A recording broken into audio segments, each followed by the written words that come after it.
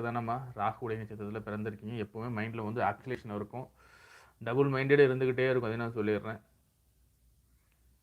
12 சந்திரன் உட்கார்றாங்க. 2ஆம் இடத்துல செவ்வாய் ராகு உட்கார்றாங்க. 4 டிகிரி ராகு கூட சேர்ந்துருக்காங்க.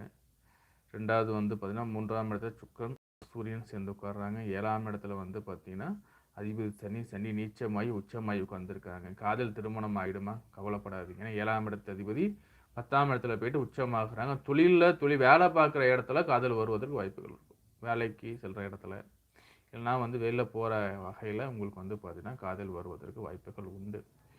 சனி நீச்சம் இல்லை. சனி வந்து இங்கேருந்து வக்கரமாகும்போது நீச்சம் மாதிரி உச்ச வலிமையில் சனி பகவான் வந்து உட்கார்ந்துருவார். 7ஆம் இடத்து அதிபதி உச்ச நிலைமை தான். பிடிவாத எண்ணங்கள் மட்டும் கொஞ்சம் இருக்குது திருமண விஷயத்தில். அதை மட்டும் கொஞ்சம் சரியாக தவறான்னு யோசிச்சுக்கோங்க. புரியுதுங்களா? ஸோ 2வது காதல் திருமணம் ஆகும். காதல் திருமண வாழ்க்கை சிறப்பாகவே இருக்கும். ஒன்றும் கவலைப்படாதீங்க. ஆனால் கோவம் மட்டும் நீங்கள் பட்டுக்கிட்டே இருப்பீங்க.